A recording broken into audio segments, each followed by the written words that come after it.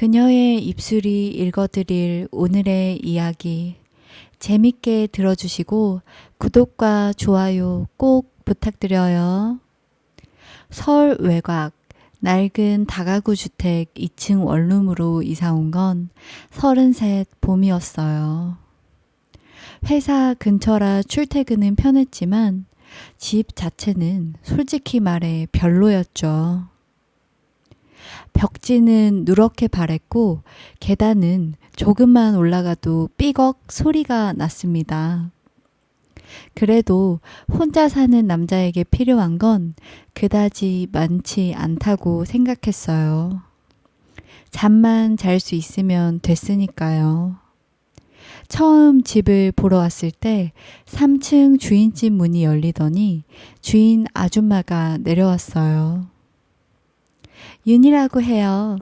불편한 거 있으면 언제든 올라와요. 50 초반쯤 되어 보이는 분이었는데 첫인상은 단정하다였어요. 계약서를 쓰는 내내 그분의 시선이 자꾸 제 얼굴에 머무르는 게 느껴졌습니다. 서류를 넘길 때마다, 설명을 할 때마다 꼭 한 번씩 제 눈을 확인하듯 바라보더라고요. 그 눈빛이 부담스럽다기보다는 어딘가 낯익은 온도였어요.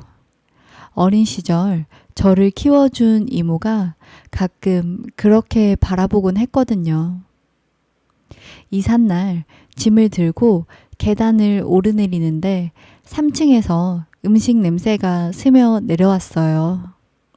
된장국에 마늘 볶는 냄새, 누군가 집에서 기다리고 있다는 기분을 주는 그런 향기요.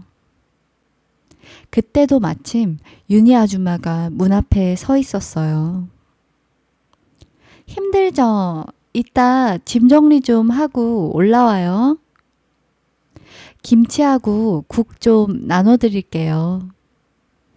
말은 그렇게 했지만 제 대답보다 먼저 저를 이미 기다리고 있는 사람 같은 어조였어요. 3층으로 잠깐 올라갔을 때 저는 이상한 걸 하나 봤습니다. 분명 혼자 산다고 했는데 거실 벽엔 세 사람이 나란히 웃고 있는 사진이 걸려 있었어요. 젊은 시절의 윤희 아줌마, 그리고 그 옆에 또 한 명의 여자. 둘은 서로의 어깨에 팔을 올린 채 바다를 배경으로 웃고 있었죠. 친구예요. 죽이 잘 맞는 사람. 사진을 잠깐 바라보던 아줌마가 그렇게 한마디를 던졌는데 그 말에 묘하게 힘이 실려 있었어요. 그날 밤 짐을 대충 풀고 누워 천장을 보는데 자꾸 계단 위에서 마주쳤던 눈빛과 거실 사진 속 두 여자의 웃음이 함께 떠올랐어요. 왠지 이 집에서의 생활이 단순히 월세살이로만 끝나지 않을 것 같은 느낌이 들기 시작했습니다. 출퇴근을 반복하면서 이 집의 구조를 몸으로 익히게 되었어요. 1층은 공실, 2층엔 저 혼자, 3층이 주인집. 그러다 보니 2층과 3층 사이 계단참이 자연스럽게 저와 윤희 아줌마의 중간 지점이 되었습니다. 처음엔 그냥 인사만 나누는 정도였어요. 퇴근했어요? 오늘은 좀 늦었네. 그런 가벼운 말들이었는데 이상하게도 매번 계단참에서 멈추게 되더라고요. 올라가는 발걸음도 내려가는 발걸음도. 며칠 뒤 아줌마가 반찬을 들고 2층 문 앞까지 내려왔어요. 혼자 사는 사람들 이렇게라도 먹어야 해요. 안 그러면 금방 쓰러집니다. 그 말에 웃으면서도 속으로는 혼자 산 지 오래된 사람이 하는 말 같네? 라는 생각이 스쳤습니다. 그날부터 냉장고 한켠엔 윤희 아줌마의 반찬통이 항상 자리 잡게 되었어요. 회사에서 스트레스 받는 날이면 집에 돌아와 그 반찬들을 꺼내 밥을 먹었어요. 그때마다 반찬통에 붙어 있는 작은 메모들이 눈에 들어왔습니다. 매운 거 잘 먹어요? 내일 중요한 일 있으면 이건 조금만 먹으세요.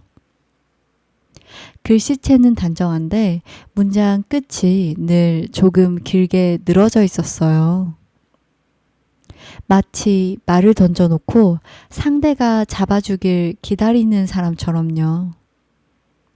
어느 날 밤 야근하고 돌아온 시간이 11시를 넘겼을 때였어요. 계단을 올라가는데 3층에서 조용히 음악 소리가 새어 내려왔습니다. 재즈 보컬, 잔잔한 피아노, 문틈으로 새어나오는 불빛을 보는데 문득 이런 생각이 들었어요. 저 문을 두드리면 아마도 아줌마는 바로 나올 거라는 확신 같은 거? 그리고 문이 열리면 들어와요 라고 자연스럽게 말할 사람이란 생각이요. 그날은 그냥 그대로 2층으로 내려왔습니다. 샤워를 하면서도 물소리 틈에 위층 음악이 희미하게 섞여 들어왔어요. 아주 조금만 한 계단만 더 올라가면 전혀 다른 세계가 열릴 것 같다는 느낌이 들었지만 그 한 계단을 끝까지 참았어요. 이상한 건 그 다음날 계단에서 마주쳤을 때였어요. 어제는 늦게 들어왔네요. 아줌마가 그렇게 말하면서 잠깐 제 눈빛을 살피더라고요. 마치 제가 그 문을 두드리지 않았다는 걸 이미 알고 있는 사람처럼요. 그때 깨달았어요. 저만 계단참에서 멈춰 서 있던 게 아니라는 걸요. 우리는 서로 다른 층에서 살고 있었지만 이미 마음은 같은 높이까지 올라와 있었는지도 모른다는 생각이 들었습니다. 문제가 된 그날은 유난히 비가 요란하게 내리던 금요일이었어요. 영업 미팅이 꼬여서 하루 종일 고객에게 치이고 팀장 눈치까지 보느라 기운이 쭉 빠진 상태였습니다.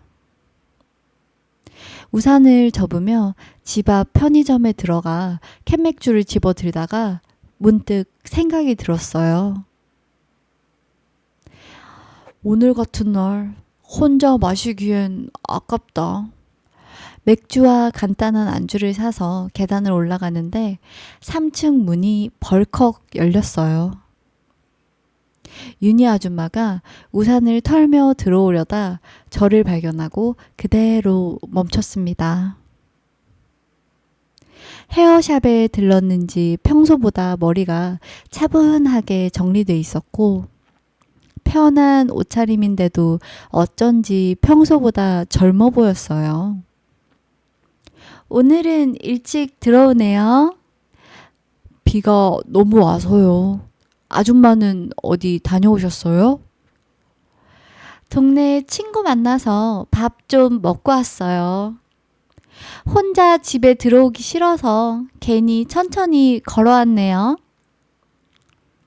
그 말이 이상하게 마음에 걸렸어요. 혼자 집에 들어오기 싫었다는 말.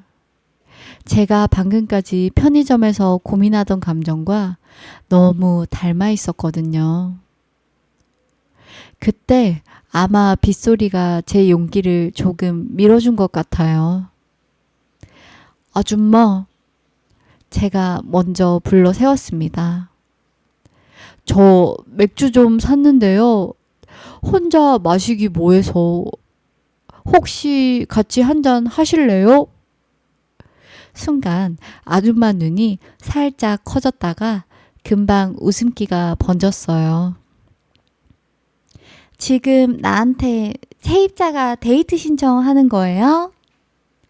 장난스러운 어조였는데 그 안에 묘한 긴장이 섞여 있었습니다. 그렇게 불러도 된다면, 네. 저도 일부러 능청스럽게 받아쳤어요. 잠깐의 침묵, 그리고 아주 짧은 한숨소리 같은 웃음. 그럼 위로 올라와요. 집은 이왕이면 큰 데서 마셔야죠. 안주도 좀 가져올게요. 3층 집에 처음 들어섰을 때 첫 느낌은 혼자 살기엔 넓다였어요. 거실은 생각보다 훨씬 컸고 중앙에 커다란 식탁이 놓여 있었어요. 식탁 위에는 와인잔이 4개 가지런히 꽂혀 있었고 벽에는 다시 그 사진, 바다 앞에서 서로의 어깨를 감싸고 있는 두 여자의 젊은 웃음이 오늘따라 유난히 선명해 보였습니다. 사람이 없다 뿐이지 집은 아직도 셋이 사는 느낌이네요. 제가 무심히 그렇게 말하자 아줌마가 잠시 웃다가 고개를 숙였어요. 원래 셋이 살던 집이니까요. 남편이 갔어도 습관처럼 자꾸 자리가 남아요. 우리는 거실 조명을 조금 낮추고 캔맥주 대신 아줌마가 꺼낸 와인을 함께 마시기 시작했어요. 빗소리, 잔 부딪히는 소리, 그리고 두 사람이 주고받는 숨소리만이 거실에 남아 있었습니다. 그때까지만 해도 이 밤을 어디까지 허락할지에 대해 우리는 각자 마음속으로만 조심스럽게 선을 긋고 있었어요. 그 선이 얼마나 쉽게 흔들릴지 모른 채로요. 와인이 한 병 비워질 즈음 대화의 주제는 자연스럽게 깊어졌어요. 아줌마는 남편을 먼저 보내고 난 뒤의 시간을 조심스럽게 꺼내놓았고 저는 고향에서 상경에 혼자 버틴 시간들을 이야기했어요. 애들 다 외국 가서 살거든요. 바쁘다고 명절에도 영상통화로 얼굴이나 비춰요. 그게 다예요. 말은 담담했지만 손가락이 잔을 쥔 채 살짝 떨리고 있었어요. 그래도 계단에서 들려오는 발소리가 하나 더 생겼잖아요. 제가 그렇게 말하자 아줌마가 제 얼굴을 오래 바라보더라고요. 이상한 총각이 하나 들어왔지. 말도 잘하고 눈치도 빠르고 혼자 다 알아서 다니고 근데 가끔은 너무 혼자라서 걱정돼요. 그 말에 피식 웃음이 났어요. 낯선 도시에 와서 누군가 제 혼자를 걱정해 준 게 얼마만인지 기억도 안 났거든요.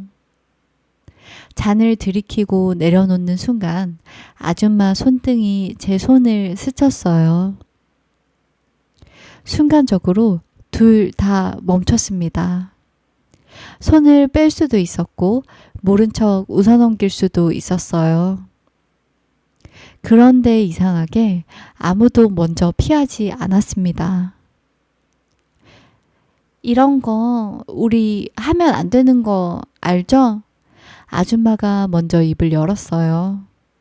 목소리가 아주 낮게 깔려 있었어요. 알아요. 근데 오늘은 그냥 사람 대 사람으로 있어주면 안 될까요? 저도 겨우 그 정도 말밖에 할 수 없었어요. 한참을 그렇게 마주 앉아 있다가 아줌마가 자리에서 일어서려다가 비틀거리듯 제 쪽으로 살짝 기울어졌습니다. 자연스럽게 손이 허리로 가서 받쳤고 눈과 눈이 아주 가까운 거리에서 멈췄어요. 숨결이 그대로 느껴질 만큼의 거리. 그 짧은 순간에 수많은 생각이 머릿속을 스쳐 지나갔어요. 세입자와 집주인, 젊은 남자와 나이 많은 여자, 그리고 이 집에서 우리가 앞으로 마주쳐야 할 날들. 하지만 결국 움직인 건 머리가 아니라 마음이었어요. 아주 짧은 숨을 들이쉬고 저는 그 거리를 조금 줄였습니다. 아줌마도 놀라기는 했지만 피하지 않았어요. 오히려 눈을 감으면서 아주 작게 한마디를 내뱉었습니다. 이 선 오늘만 모른 척 할까요? 그 밤 우리는 각자 마음속에 그어두었던 선을 조용히 넘었습니다. 구체적으로 무엇을 했는지 말로 옮길 수 없을 만큼 모든 게 뒤엉켜 있었어요. 아침에 눈을 떴을 때 부엌에서 국 끓는 소리가 들렸어요. 식탁 위엔 김이 모락모락 나는 국과 반찬들이 정갈하게 놓여 있었고 윤희 아줌마는 마치 오래된 가족을 맞이하듯 자연스럽게 국을 떠주고 있었어요. 어제 일 후회되세요? 조심스럽게 묻자 아줌마가 잠시 제 얼굴을 보다가 웃었어요. 후회하면 안 된다고요. 이미 늦었잖아요. 그 대답에서 우리는 서로의 선택을 묵인받았습니다. 그날 이후 이 집에서 우리 사이의 거리는 다시는 이사 오기 전으로 돌아가지 못하게 되었어요. 그 후로 몇 주 동안 우리의 일상은 겉으로 보기엔 아무 일 없는 듯 흘러갔어요. 계단에서는 여전히 가볍게 인사를 나누고 다른 세입자가 있는 것처럼 자연스럽게 행동했지만 주말 밤이 되면 제 발걸음은 3층으로 조용히 향했습니다. 낮에는 반찬통이, 밤에는 서로의 체온이 오갔어요. 이 관계가 영원할 수 없다는 걸 누구보다 잘 알면서도 당장 내일을 생각하면 멈출 용기가 나지 않았습니다. 어느 토요일 오후 윤희 아줌마가 조심스럽게 말을 꺼냈어요. 다음 주에 친구가 집에 좀 온다는데 같이 밥이나 한번 먹을래요? 자꾸 세입자 얘기를 했더니 얼굴 한번 보고 싶다네. 문득 거실 사진 속 바다를 배경으로 웃던 그 여자가 떠올랐어요. 사진 속에 같이 있던 그분이요? 미라. 나보다 한 살 어리고 오래된 친구. 그날이 되고 초인종이 울렸을 때 저는 이상하게도 심장이 조금 빨리 뛰는 걸 느꼈습니다. 아이고, 세입자가 아니라 그냥 애네. 미라 아줌마가 저를 보고 웃으며 말했어요. 듣던 대로네. 윤희 말이 하나도 안 보태졌어. 진짜 아들뻘이네. 말은 장난스럽지만 그 눈빛에는 가벼운 호기심, 이상의 것이 담겨 있었어요. 제가 잔을 따를 때마다 식탁 반대편에서 느껴지는 시선이 슬쩍슬쩍 팔과 목, 입가를 훑고 지나갔습니다. 식사가 조금 무르익었을 때 미라 아줌마가 와인잔을 돌리며 툭 던지듯 말했어요. 윤희가 그러더라. 덕분에 요즘 집에 웃음이 많다고. 옆에서 윤희 아줌마가 작은 기침을 했어요. 야, 그런 말은 너나 나나 똑같잖아. 난 아직 시작도 못했거든? 너만 너무 앞질러 가는 거 아냐? 둘 사이에 흐르는 농담이었지만 그 대화엔 묘한 결이 섞여 있었어요. 미라 아줌마는 한 번씩 저를 바라보고 윤희 아줌마는 그런 그녀를 견제하듯 제 잔에만 계속 술을 채워줬습니다. 나도 솔직히 부럽다? 나이 들어서 이렇게 누군가랑 다시 설렘 느낀다는 거. 미라 아줌마가 그렇게 말하면서 아주 짧게 제 눈을 똑바로 마주쳤어요. 그 눈빛은 분명했어요. 부러움, 호기심, 그리고 아주 은밀한 재앙 같은 것. 그날 밤 저는 방으로 돌아와 누웠는데 머릿속에 자꾸 미라 아줌마의 눈길과 웃음이 떠올랐어요. 그리고 이상하게 벽 너머에서 들려오는 윤희 아줌마의 발걸음 소리가 평소보다 더 선명하게, 더 외롭게 들렸습니다. 며칠 뒤였어요. 야근을 마치고 늦게 들어오는데 계단참에서 윤희 아줌마와 마주쳤습니다. 평소보다 조금 더 화장이 번져 있었고 손에 들고 있던 핸드폰 화면엔 미라라는 이름이 떠 있었어요. 통화 중이셨어요? 그냥 수다. 너 얘기 좀 했지. 그 말 끝에 묘하게 쓸쓸한 웃음이 묻어났어요. 3층에 올라가자 아줌마는 평소보다 술을 빨리 마셨습니다. 잔이 두어 번 비워졌을 때 마치 결심한 사람처럼 입을 열었어요. 미라가 그러더라. 요즘 제일 부러운 사람이 자기 친구라고. 세입자랑 같이 술도 마시고 밥도 먹고 가끔 붙잡고 울기도 할 수 있는 사람이래. 그 말을 듣는 순간 제 안에서 뭔가가 탁 하고 끊어지는 느낌이 들었어요. 평소 같으면 농담으로 넘겼을 이야기였는데 그날은 이상하게 그러지 못했습니다. 아줌마, 솔직히 말해도 돼요? 해봐요. 오늘은 그냥 다 들어줄게. 잠시 숨을 골랐어요. 남자들끼리 농담처럼 하는 상상 같은 게 있거든요. 말도 안 되는 소리인 거 아는데 가끔 그런 생각을 했어요. 아줌마가 조용히 제 말을 기다렸습니다. 아줌마랑 미라 아줌마랑 셋이서 같이 있다면 어떨까? 그런 거요.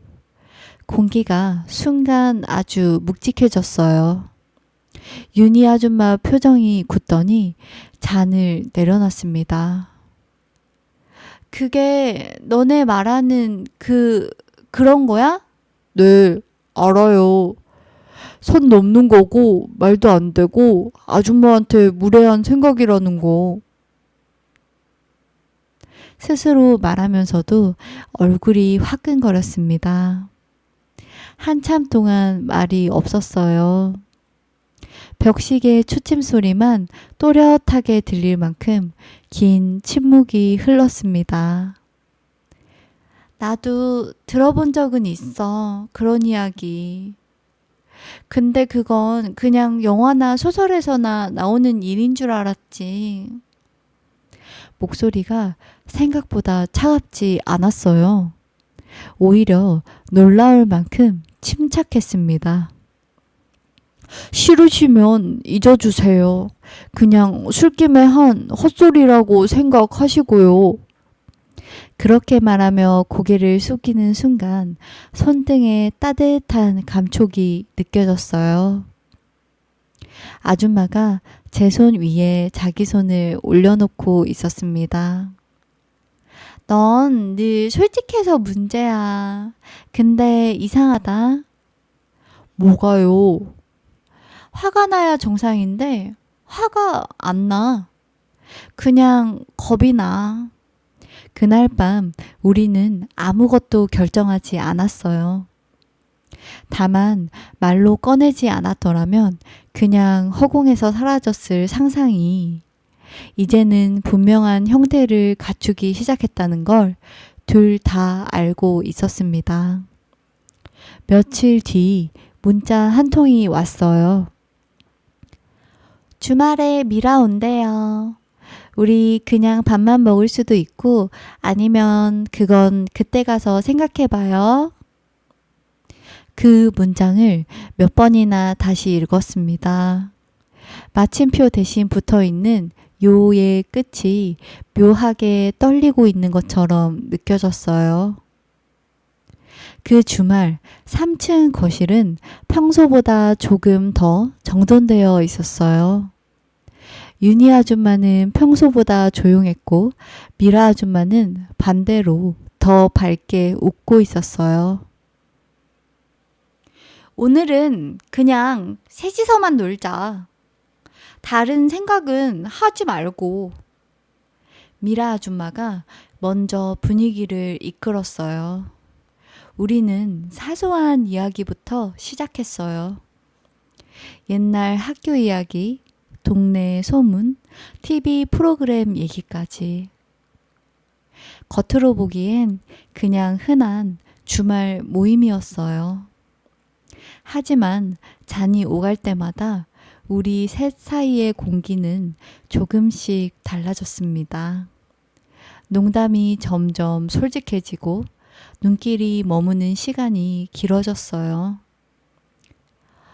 윤희가 그러는데 네가 참 사람 마음을 편하게 만든대.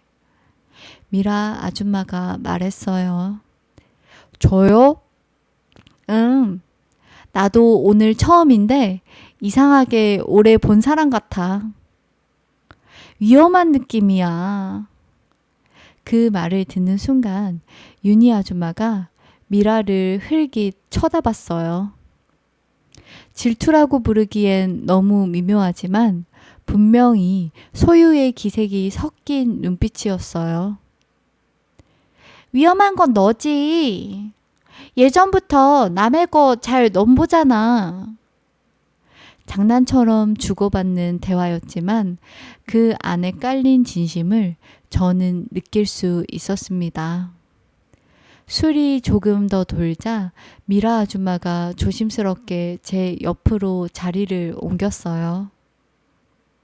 반대편에는 이미 윤희 아줌마가 앉아 있었기 때문에 어느 순간부터 저는 두 사람 사이에 자연스럽게 끼어 앉은 꼴이 되었어요.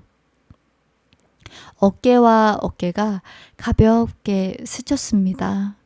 고개를 돌릴 때마다 서로의 숨결이 좁은 틈 사이로 닿았어요. 누구도 먼저 멀어지지 않았습니다. 우리 오늘은 그냥 솔직해지자. 미라 아줌마가 낮은 목소리로 말했어요. 누구한테도 말 안 할 거잖아. 여기서 있었던 일은 여기만 아는 걸로. 윤희 아줌마가 제 쪽을 잠깐 바라보더니 아주 천천히 고개를 끄덕였습니다. 손이 살짝 제 팔을 붙잡았어요. 그 손에 힘이 들어가 있는 게 느껴졌습니다. 그 순간 제가 숨을 한번 고르게 들이쉬자 두 사람의 숨이 동시에 잔잔하게 흔들렸어요. 세 사람의 숨결이 같은 박자로 엉키는 느낌이 들었습니다. 그날 밤 거실 조명은 점점 더 어두워졌고 말수는 줄어들었어요. 대신 작은 숨소리와 앉은 자리를 고쳐 앉는 소리, 잔이 식탁 위에 내려앉는 소리만이 희미하게 들렸습니다. 어느 순간부터 우리는 굳이 상황을 설명하는 말을 하지 않았어요. 그저 가까이 있는 사람에게 조금 더 다가가고 마주 잡힌 손을 놓지 않았습니다. 구체적인 장면을 하나하나 설명할 수는 없어요. 다만 분명한 건 그날 밤 우리가 선택한 건 단순한 호기심이 아니라는 겁니다. 외로운 세 사람이 서로의 빈 부분을 잠시라도 덜 쓸쓸하게 만들어주고 싶어 했다는 것. 창밖이 새벽빛으로 바뀌었을 때 식탁 위에는 비워진 잔들 사이로 서로 뒤섞인 손자국들이 남아 있었어요. 우리는 세 사람이 나란히 앉은 채 한동안 아무 말 없이 창밖만 바라보고 있었습니다.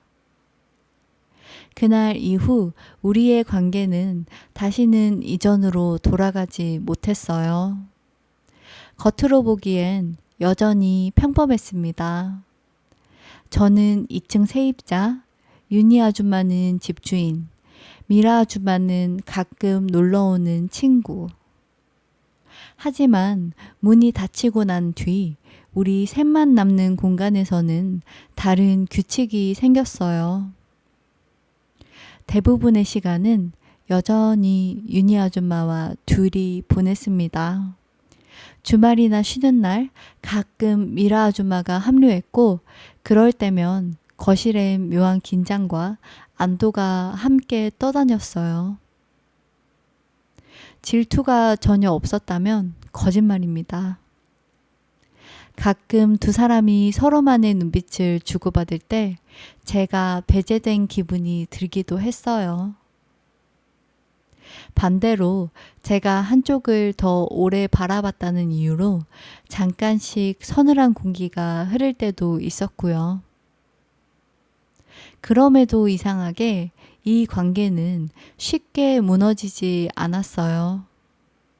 셋 모두가 이게 얼마나 위태롭고 어디까지나 지금 이 순간만 가능한 것이라는 걸 알고 있었기 때문인지도 몰라요. 월급날이면 저는 작은 선물을 준비했습니다. 근사한 건 아니고 향 좋은 차라든지 조용한 카페에서 파는 디저트 같은 것들요. 두 사람은 늘 뭘 이런 걸 사와 라고 말했지만 포장을 풀 때의 눈빛은 숨기지 못했습니다. 우리 이 관계 언젠가 끝나긴 하겠지? 어느 날 윤희 아줌마가 조용히 묻더라고요. 네, 아마도요. 그때 가서 나 원망하지는 마요. 난 나름대로 최선을 다한 거니까. 그 말에 이상하게 마음이 먹먹해졌어요. 우리가 함께 보내는 이 시간들이 어느 날 갑자기 사라질 수도 있다는 걸 다시 실감했습니다. 미라 아줌마는 가끔 장난처럼 말했어요. 나중에 너 결혼하면 우리 둘 다 청첩장 못 받겠지? 보내면 오실 거예요? 올 리가 있냐? 근데 괜히 상상은 해본다. 우리는 미래를 정확히 그리지 않았어요. 그 대신 지금 이 계단과 이 집 안에서만 유효한 계절을 조용히 받아들이기로 했습니다. 이번 주말에도 셋이 함께 저녁을 먹기로 했어요. 집은 답답하니까 근교 바다나 한번 보고 올까? 윤희 아줌마가 그렇게 말했고 미라 아줌마는 바로 좋다고 했습니다. 아마 그 여행이 또 다른 선을 넘는 일이 될지도 모르겠어요. 하지만 이제는 알 것 같습니다.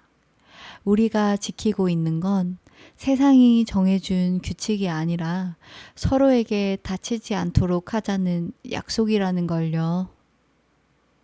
언젠가 이 집을 떠나더라도 아마 평생 제 기억 어딘가에서 지워지지 않을 거예요. 제 이야기는 여기까지입니다. 어떻게 들리셨어요? 누군가에겐 이해할 수 없는 계절일지 몰라도 저에게는 분명히 다시 오지 않을 한 번뿐인 시간들이었습니다.